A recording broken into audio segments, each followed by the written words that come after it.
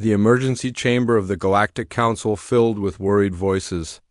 12 species had gathered, but their usual calm debates were gone. Fear replaced reason. Ambassador Thauruth stood at the center podium, his 3 eyes dim with exhaustion. The Assyri Elder had not slept in days. Nobody had? The Vral swarm has taken another system, Thauruth said. His translator device turned his whistling language into words the others could understand. Kethor Prime fell yesterday. 4 billion souls, gone. Silence dropped like a stone. 4 billion lives consumed by the swarm in less than a day. The parasitic creatures moved like a disease through space, eating everything, planets, ships, people. They learned from every battle, adapted to every weapon.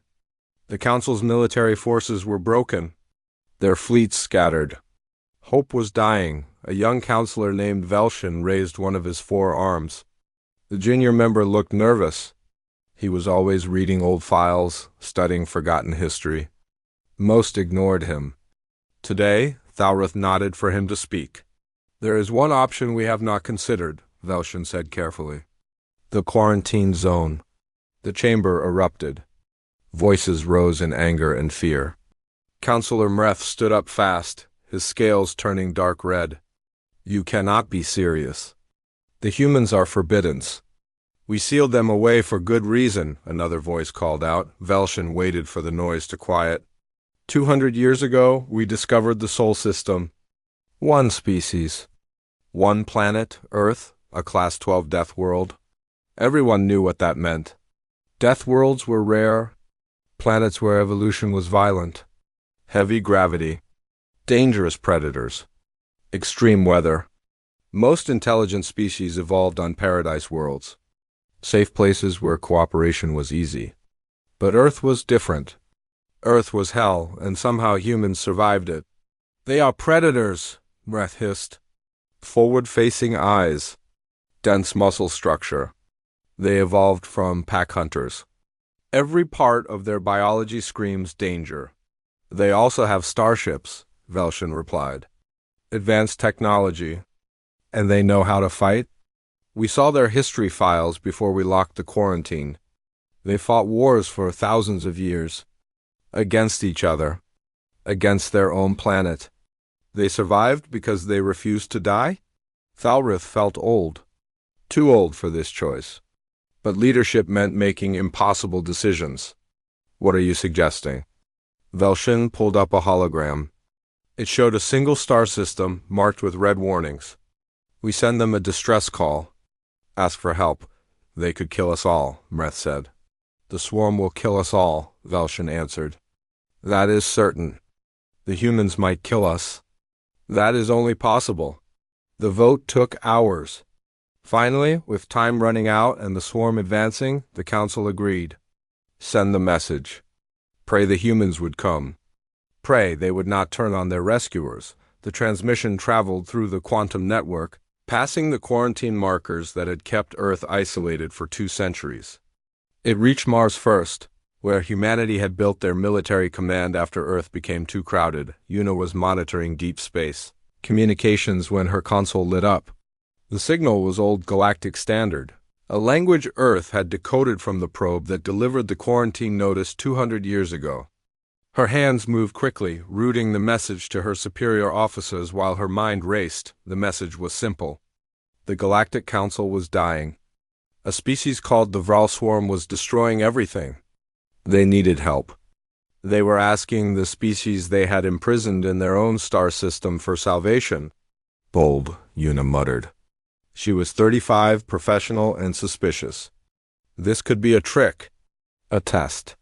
Maybe the galaxy wanted to see if humans would leave their system, then attack them for breaking quarantine. But the authentication codes were real. The desperation in the translated text felt genuine. Admiral Deho arrived at the command center within an hour. He was 58, gray-haired, and carried himself like a man who had seen war and hated it but understood its necessity. Earth's colonies had fought each other decades ago before uniting. Deho remembered those battles. Remembered the cost. Show me, he said. Yuna played the message. Deho listened without expression. When it finished, he stood quiet for a long moment. Finally, he spoke. "Get me the United Earth Council. Emergency session." The debate on Earth lasted 12 hours. Some wanted to ignore the message. The galaxy had abandoned humanity, left them alone with warnings not to expand beyond Sol. Why should Earth care about alien problems? Others saw opportunity. Earth had built warships for 200 years, expecting the galaxy to eventually attack. The military was ready. The fleet was strong. Maybe this was humanity's chance to break free. Deho stood before the council representatives and spoke plainly. "We are not saints. We are not heroes. But we are survivors. These aliens are facing extinction. They ask for help. I say we answer. Not because we are good, but because we are capable." The vote passed. Earth would respond. Deho assembled the first contact fleet, 50 warships. The newest, the strongest, battleships covered in armor plating that could take nuclear hits, carriers holding thousands of fighters, destroyers built for speed and firepower. The ships were ugly compared to the sleek alien vessels in the old quarantine files. Human ships looked like flying fortresses, designed to be blown apart and keep fighting. Before the fleet departed, Deho addressed his officers. "We are going into unknown space to fight an unknown enemy for people who fear us. Some of you will not come home. But remember this, we are from Earth, we are Deathworlders, and we do not quit." The fleet jumped to faster-than-light travel. The journey would take 3 days. Behind them, Earth held its breath. Ahead, the Galactic Council waited, terrified of both the swarm and the saviors they had summoned from the darkness. The Kethera system was dying. The last major stronghold of the Galactic Council waited for the end. Evacuation ships fled, carrying what refugees they could save, but billions remained on the planets below. The Vral swarm would arrive in 3 days. The Council's remaining defense fleet formed a thin line that everyone knew would not hold. Thalruth stood on the command station overlooking the defense preparations. His people moved with quiet resignation. They had done everything possible. Now they could only wait. He wondered if the humans would even come. Maybe they would watch from safety as the galaxy that imprisoned them burned. Then the sensors screamed. "Gravitational anomalies," a technician called out. "Something is entering the system. Mass readings are impossible. The signature is wrong." Space tore open. That was the only way to describe it. 50 massive wounds appeared in reality as human warships dropped from faster-than-light travel. The energy discharge lit up every sensor array in the system. The human ships did not arrive quietly. They announced their presence like thunder. Velshin rushed to the sensor station, his 4 arms moving frantically across controls. "By the ancestors," he whispered. "They are enormous." The human vessels were nothing like Galactic Council ships. Council vessels were elegant, curved, built for efficiency. Human ships were brutal rectangles and cylinders covered in armor plating. Weapon turrets dotted every surface. Engine arrays glowed with barely contained power. They looked like someone had built fortresses, then taught them to fly. Thalruth opened a communication channel. "Human fleet, this is Ambassador Thalruth of the Galactic Council. We did not expect you so soon. We are grateful. Save it." The voice cut through his greeting. Translation software made it sound flat, but there was an edge underneath, authority. "I am Captain Minho of the battleship Indomitable. We received your distress call. Where is the enemy?" Direct, no pleasantries. Thalruth found himself liking this human. "The Vral swarm will arrive in approximately 70 hours. They travel as one massive fleet. Biological ships that adapt to our weapons. We have been unable to stop them." "Understood. Transmit all tactical data you have. Battle recordings, biological analysis, everything." The Council complied quickly. Within an hour, the human fleet had reviewed 200 years of Council knowledge about the swarm. Captain Minho called another communication. "We have analyzed your data. Your tactics are defensive. You try to minimize losses. That does not work against an adaptive enemy. A pause. We will need to use different methods. What methods? Thalrith asked. Aggressive methods? The human fleet refused to dock with council stations. Medical Officer Hyjin explained through communication channels why. Our species evolved in 1G gravity. Our bone density is much higher than yours. Our muscle mass is adapted for Earth conditions. A simple handshake between our species could break your bones. For your safety, we will maintain distance.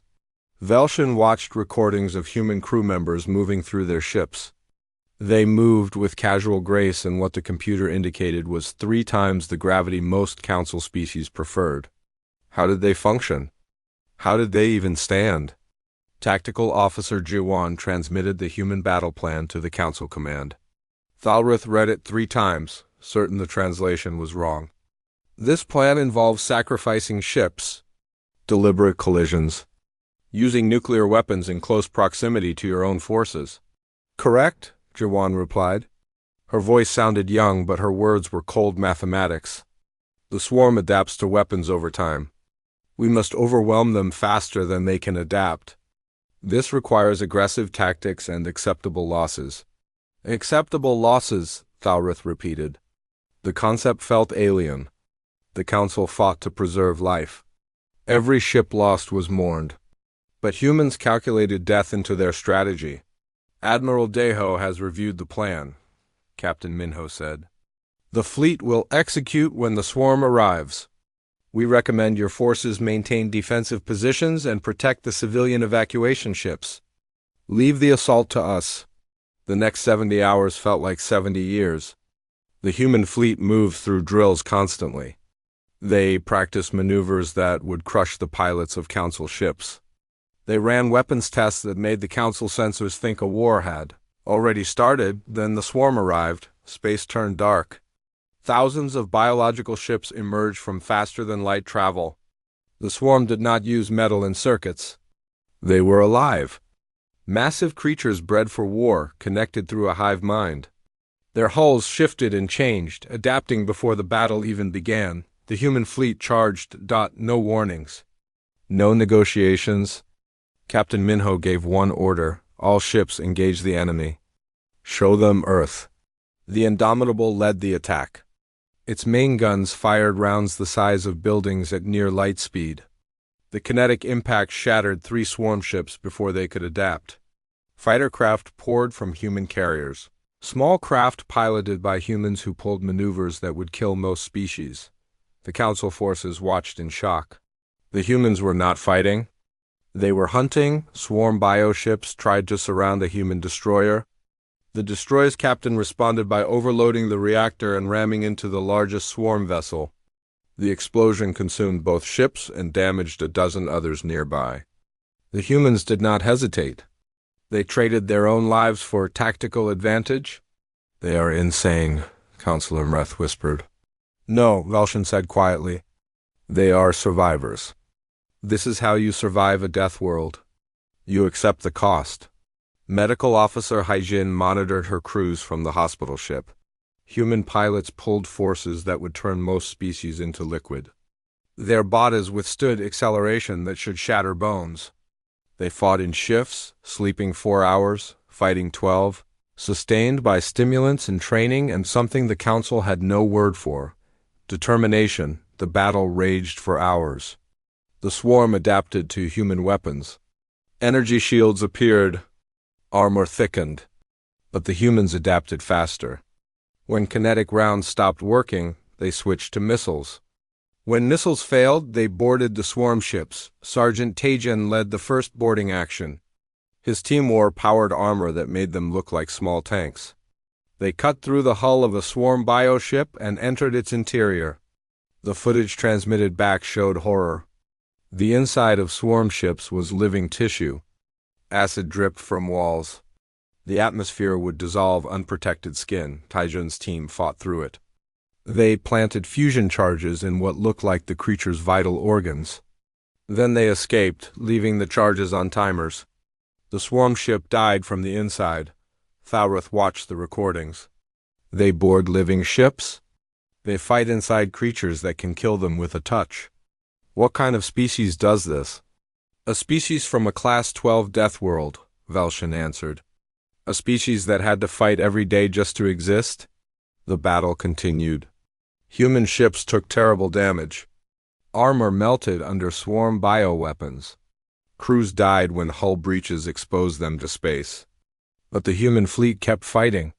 For every ship they lost, they destroyed 10 swarm vessels. Admiral Deho watched from his flagship.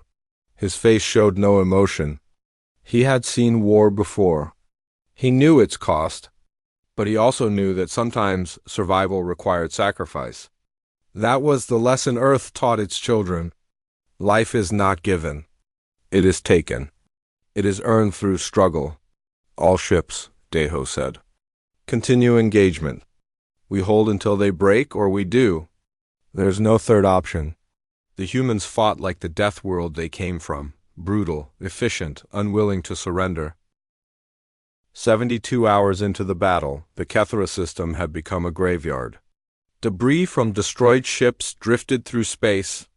Both human and swarm vessels lay broken. The Galactic Council forces had pulled back to protect the evacuation ships. The human fleet fought alone in the center of the chaos. Sergeant Tajin sat in the boarding craft with what remained of his team. They had started with 20 Marines. Now 11 were left. The others were gone. Some died in the boarding actions. Others were lost when their return shuttles were destroyed. Tajin did not let himself think about their names. Not yet. Not until the mission was finished. Next target, the pilot said over the communication system. Swarm capital vessel. Command thinks it is coordinating this sector. Tajin checked his weapon. The rifle was designed for use in powered armor. It fired rounds that could punch through tank armor. Normal humans could not even lift it. He looked at his team. They were exhausted. Their armor showed damage from acid burns and weapons fire. But they did not complain. Earth trained its soldiers to function beyond their limits. The boarding craft shook as it approached the swarm vessel. Point defense weapons tried to shoot them down. The pilot dodged with movements that made even the Marines sick. Then they hit the hull. Magnetic locks engaged. Cutting torches activated. Breach in 10 seconds, the pilot said. Tajin positioned his team. When the hull opened, they poured through. The interior of the swarm ship was worse than before. The walls moved. Things that might have been organs pulsed with light. The air was poison. Their armor filtered it, but Tajin knew if a seal broke, death would be fast. They fought through waves of swarm defenders. The creatures adapted to their weapons. Where bullets worked the first time, the second wave grew armor. Tajin switched tactics constantly, explosives, flame units. Blades when everything else failed. His team planted the fusion charges deep in the ship's core.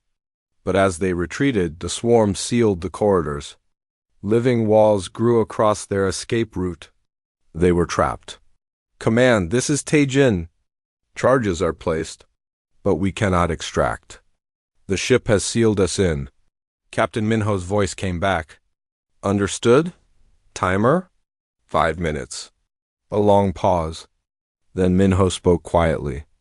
You did your duty? Earth will remember. Tajin looked at his team. They knew. 5 minutes until the charges detonated. No time to cut through the living walls. No rescue possible. This was the cost Earth's children understood. Sometimes survival meant sacrifice. It has been an honor, Tajin said to his Marines. Then the ship shuddered. A massive impact. The living walls cracked. Through the breach came another boarding craft, firing cutting beams. It was Lieutenant Sora's fighter squadron. She had repurposed her attack craft into an improvised rescue vehicle. Get in, Sora's voice shouted. Move now. Tajin's team ran. They piled into the overcrowded craft. Sora accelerated hard, pulling away from the swarm vessel. Behind them, the fusion charges detonated. The explosion lit up the darkness. The swarm capital ship died, but Sora's craft was too close. The blast wave caught them. Alarms screamed as the hull began to fail. Sora fought the controls, trying to reach safety. Her ship was breaking apart around her. "Tajin," she said, her voice calm despite the chaos. "There is an emergency pod. It will fit your team." "Not me. Negative," Tajin replied. "We stay together." That was not a suggestion. It was an order. Sora was younger than Tajin, but outranked him. "Get your team out. Someone needs to tell Earth what happened here." The fighter came apart in sections. Tajin and his Marines ejected in the pod. Through the small window, they watched Sora's craft explode. She did not scream. She did not panic. She just fought until the end, like Earth taught its children. The rescue ships picked up Tajin's pod hours later. He reported to Captain Minho. The captain listened without expression. Then he nodded once. "Lieutenant Sora's actions saved your team and ensured the mission succeeded. She will be remembered." That was all. No ceremony. No dramatic speech. Earth honored its dead by continuing to fight. That was the promise humans made to each other. If I fall, you go on? You finish the mission. You survived. Meanwhile, in another sector, Tactical Officer G1 noticed something strange in the swarm's movement patterns. The creatures were coordinating too well. Even with their hive mind, there should be some chaos, some disorder. But they moved with perfect precision. She ran simulations on her computer. The data pointed to one conclusion. Somewhere in the swarm fleet was a queen ship, a central intelligence directing the others. If they could destroy it, the swarm would lose coordination. Jawan transmitted her findings to Admiral Deho. The admiral studied the data, then called his fleet commanders. "We need to identify and destroy the queen ship. All vessels begin scanning for unusual energy signatures. Command and control vessels typically have different power outputs." The search took hours. Finally, sensors identified a swarm vessel deep in the center of their formation. It was larger than the others, more heavily defended. Bioshields surrounded it. Getting close would require breaking through thousands of swarm defenders. "I volunteer," came a voice on the command channel. Fighter pilot Yamin from the carrier Resilient. "My squadron can make the run. The probability of survival is less than 1%, Juwan said. "Understood. We are going anyway." Admiral Deho hesitated. He was sending young pilots to certain death. But this was war. This was the choice Earth's leaders had to make. Permission granted. All ships provide covering fire for the fighter squadron. Give them a path. 20 fighters launched. The human fleet poured everything into creating an opening. Battleships fired their main guns until the barrels glowed. Destroyers emptied their missile banks. The swarm's attention focused on the capital ships, creating a brief window. The fighters dove through. Swarm vessels swarmed around them. The 20 fighters became 15. Then 10, then 5. Yaman's fighter took a hit that tore off one wing. His craft spun wildly, but he regained control through pure skill. "Weapons locked," Yaman said. His voice was steady. Firing Gravity Lance, the prototype weapon, was experimental. Unstable, it created a localized gravity well that could tear apart matter at the molecular level. Yaman fired at point-blank range. The beam struck the queen ship's core, reality bent. The queen ship folded in on itself, collapsing into a microscopic point before exploding outward. The blast consumed Yaman's fighter and everything within a kilometer radius, but it worked throughout the swarm fleet. Coordination failed. The bioships began acting independently. They attacked each other. They retreated randomly. The hive mind was broken. "All ships attack," Admiral Deho ordered. "Do not let them reorganize." The human fleet surged forward.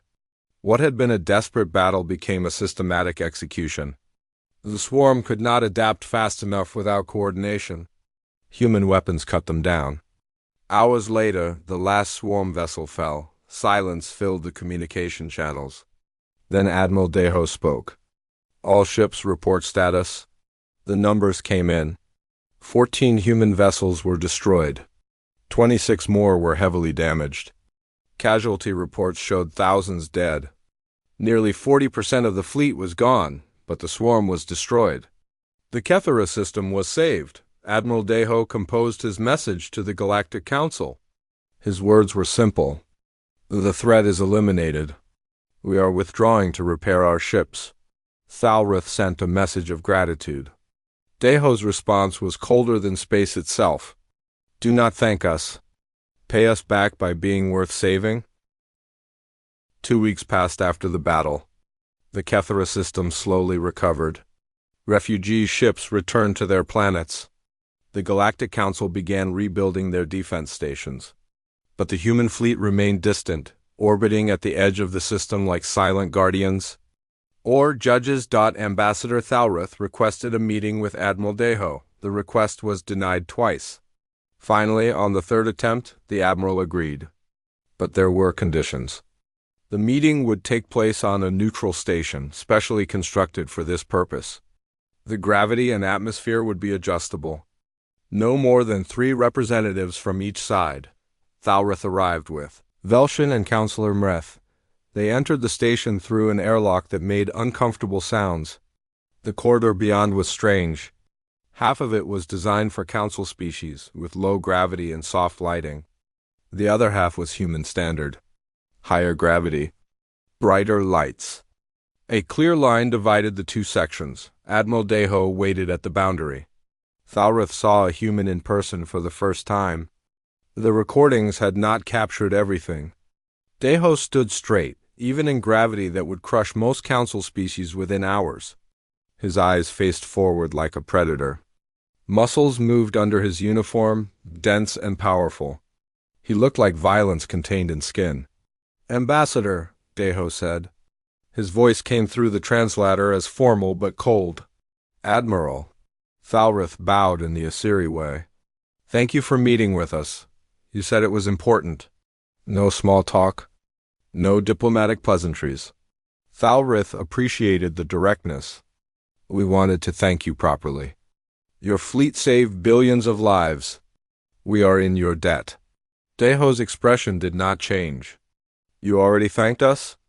I told you not to. Yes, but let me be clear, Ambassador. We did not come here for gratitude. We did not come here to make friends. We came because you sent a distress call and we decided to answer it. Counselor Mreth spoke up, his scales darkening. Then why? Why did you come? After we quarantined your system, after we told you to stay away from the galaxy, why did you save us? Deho was quiet for a moment. Then he said something that Thalrith would remember for the rest of his life. Because you asked. And because we know what it is like to face extinction alone. What do you mean? Velshin asked. Earth was not always united, Deho said. We spent thousands of years fighting each other. We nearly destroyed ourselves multiple times. Nuclear weapons. Biological weapons. Climate collapse. We know what it means to watch your civilization die. And we know what it means when nobody comes to help. Thalrith felt something in his chest. Shame, perhaps. So you saved us out of mercy? No, Deho's answer was immediate. We saved you because we are capable of saving you. That is not mercy. That is responsibility. When you have the power to help, staying silent is a choice. And we decided we did not want to make that choice. Velshin stepped forward carefully. His forearms carried a data tablet. Admiral, the Council has been debating. Many want to end the quarantine, to establish formal relations with humanity, to learn from you. But others fear you. They should, Deho said simply. Mreth hissed. You admit you are dangerous. Of course we are dangerous. We are from a death world. We evolved from predators. Our planet tried to kill us every day, so we learned to fight back. But being dangerous is not the same as being evil. A weapon can protect or destroy. It depends on who holds it. And who holds humanity's weapons? Thalrith asked. We do. And we will use them to defend ourselves and those who ask for our help. But we will never conquer. We will never enslave. Earth spent too long fighting itself to want to rule others. We just want to exist without being locked in a cage. The meeting lasted hours. Deho explained what humanity wanted. An end to the quarantine. Trade rights? Free travel through council space. In exchange, humanity would share some technology. Not weapons, but medical advances and engineering techniques. Things that could help the galaxy recover. And if we refuse? Mreth demanded. Deho's eyes were cold. Then we return to Sol and wait. But remember this. You called us? You opened the door. You cannot lock it again and pretend we do not exist. The galaxy knows about humanity now. And next time someone threatens us, we will respond without asking permission. After the meeting, Thalrith returned to the council chambers. The debate raged for days. Some counselors argued humanity was too dangerous. Better to maintain the quarantine and hope they stayed peaceful. Others argued they owed humanity their survival. To imprison them again would be ungrateful and wrong. During the debates, Engineer Bora arrived at the council station. She had been assigned to help repair the damaged human fleet. She requested to speak before the council. They allowed it out of curiosity. Bora appeared via hologram. She was in her late 30s, wearing a simple engineer's uniform. She looked tired but determined. Honorable Council, I have been working with your engineers to repair our ships. They asked me a question I want to share with you. What question? Thalrith asked. They asked why human ships have so many redundant systems. Why every critical function has 3 backups. Why we build things expecting them to fail. Bora smiled slightly. I told them it is because we do expect to fail. Earth taught us that failure is normal. Systems break. Plans go wrong. People die. So we build redundancy. We create backups. We prepare to fail and keep going anyway. What does this have to do with our debate? Mreth asked impatiently. Because you are afraid humanity will turn on you? That our violent nature will eventually lead to war. But you misunderstand us. We are not violent because we enjoy it. We are violent because our planet required it for survival. That violence is a tool, not a desire. And like any tool, we can choose when to use it. Velshin listened carefully. You are saying humanity can be trusted? I am saying humanity understands cost better than any species I have met. We know what war costs. We know what hatred costs. We have paid those prices for thousands of years. We do not want to pay them again. Bora paused. The question is not whether you can trust humanity. The question is whether you can trust yourselves to treat us fairly. Because if you imprison us again, you will create the very enemy you fear. The council voted 3 days later. The result was narrow. By a margin of only 2 votes, they agreed. The quarantine would end. Humanity would be welcomed into the galactic community. But there would be restrictions. Probationary terms. Limitations on military expansion. Monitoring of human activities. Thalrith delivered the news to Admiral Deho personally. The human admiral listened without expression. When Thalrith finished, Deho nodded once. We accept your terms. But understand this, Ambassador. We are accepting them because we choose to, not because we must. Humanity could fight its way out of Sol if we wanted.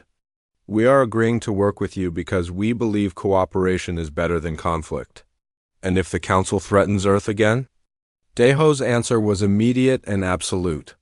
Then the Council will learn what a truly motivated human military looks like. We have been preparing for 200 years. We built this fleet expecting to fight the entire galaxy. Do not make us prove we were ready? The message was clear. Humanity would be peaceful partners. But they would never be victims again. That night, Thalrith looked at the human fleet through the observation window. Those ugly, brutal ships represented something new in the galaxy.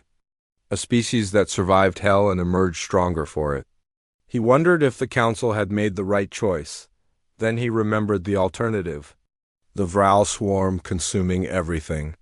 His civilization extinct. His people gone, whatever humanity became, whatever challenges they brought, they had earned their place in the galaxy. They had paid for it in blood? 6 months after the Battle of Kethera, the first human embassy opened on the Council homeworld. The building was strange compared to other embassies. Thicker walls, stronger gravity generators, security measures that made some counselors nervous. But it stood as a symbol. Humanity was no longer hidden.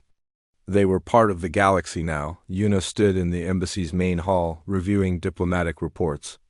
She had been promoted from communications officer to chief diplomat. The job was harder than fighting. At least in battle, the enemies were clear.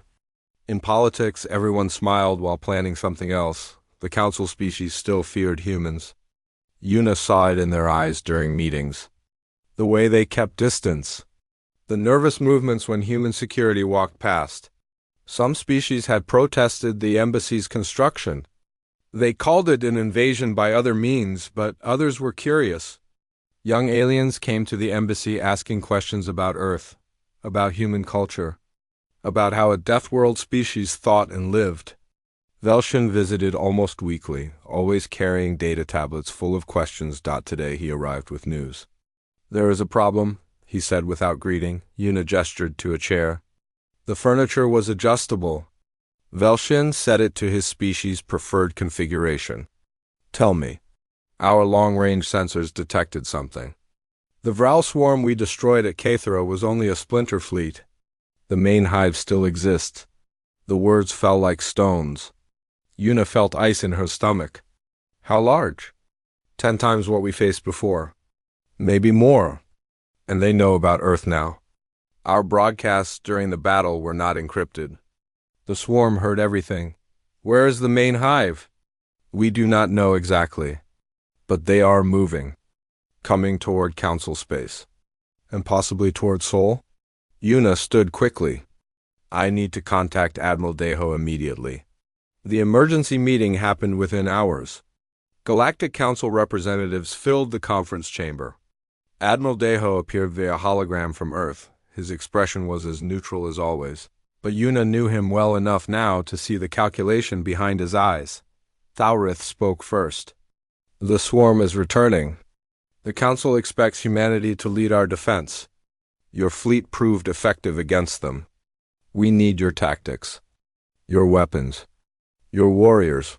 "No," Deho said simply. Silence filled the chamber. Councilor Mreth stood up, his scales bright red with anger. "You refuse to help us? After everything we have done to welcome you?" "I refuse to be the galaxy's military," Deho corrected. "There is a difference. Humanity will fight. But we will not fight alone. If there is another war, all council species must contribute. You cannot hide behind human soldiers while you remain safe." "Our species are not warriors," another counselor protested. "We evolved on peaceful worlds. We cannot fight like you." "Then learn," Deho said without sympathy. "Earth was not always a military power. We learned because we had to. You will do the same or you will die. Those are your options?" Yuna watched the council members react. Some looked angry. Others looked terrified.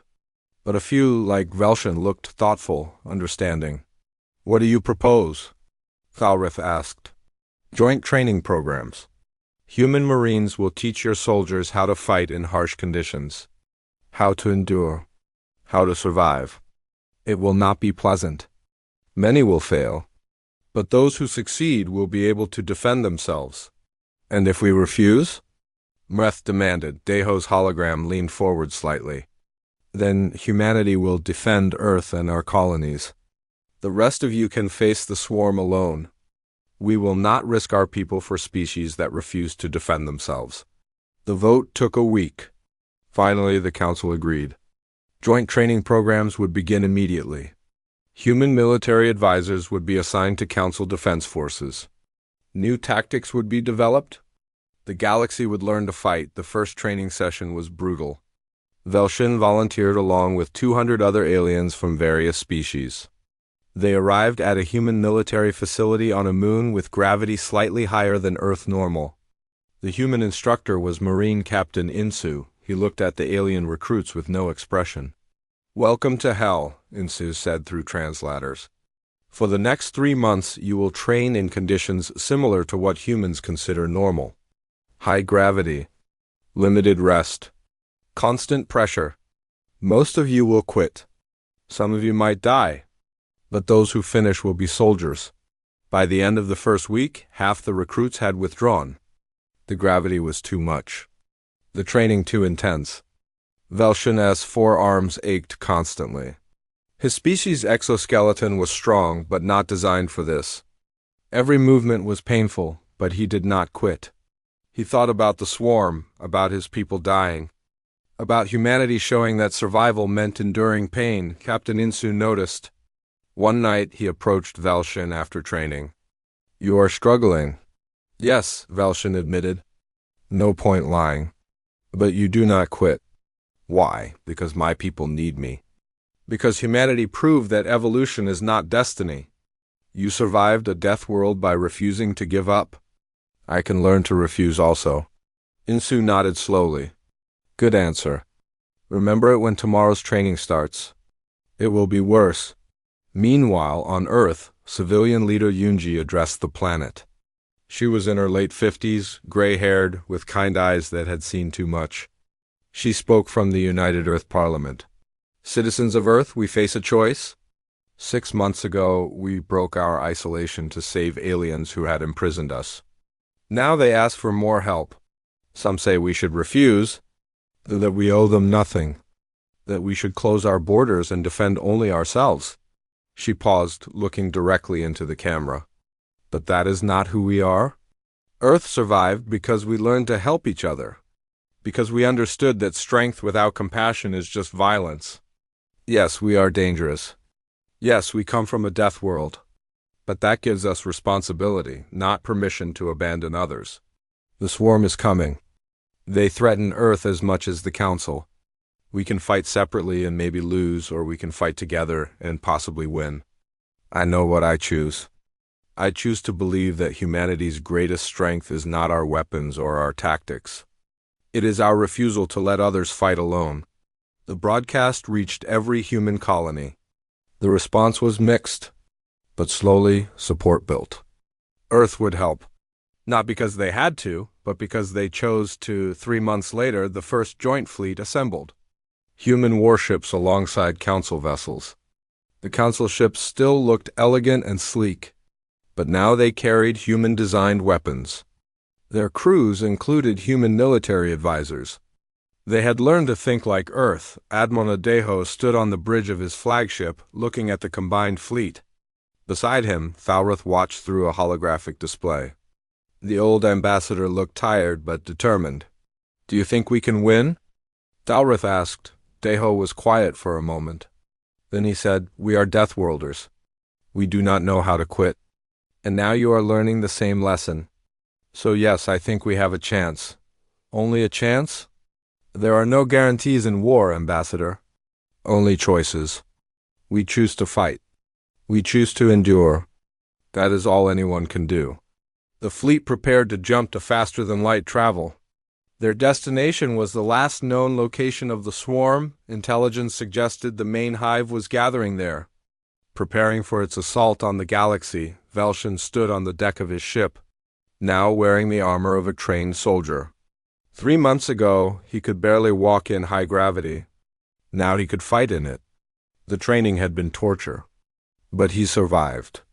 Earth taught him how. Throughout the fleet, similar stories played out. Council species who never thought they could be warriors now stood ready for battle. They were not as strong as humans, not as adapted for violence, but they learned. They endured. That was enough. Yuna watched from the embassy, monitoring the fleet's communications. She wished she could be with them. But her battle was here, maintaining the fragile peace between species, making sure that if the military succeeded, there would be a civilization worth saving. The fleet jumped together. Humans and aliens. Deathworlders and Paradise Worlders. Species that evolved under different stars, now united by necessity. The swarm was waiting. The sensors showed thousands of bioships, more than had attacked Kethra. This was the real enemy. The full strength of a species designed for destruction. But the fleet did not break. Did not retreat. Admiral Deho opened a fleet-wide channel. His message was simple. "All ships, this is Admiral Deho. The enemy before us is large. They are strong. They have destroyed civilizations, but they have never faced what we have become. Today the galaxy fights as one. Today we show the universe that survival is not about where you evolved. It is about refusing to die. All ships engage the enemy. Show them what we learned from Earth. The fleet charged forward, human warships leading, council vessels following. Together they met the swarm. The war was just beginning. But for the first time, the galaxy fought with hope instead of despair. Because they learned what humanity knew from birth, survival is earned. And Earth's children never stop fighting.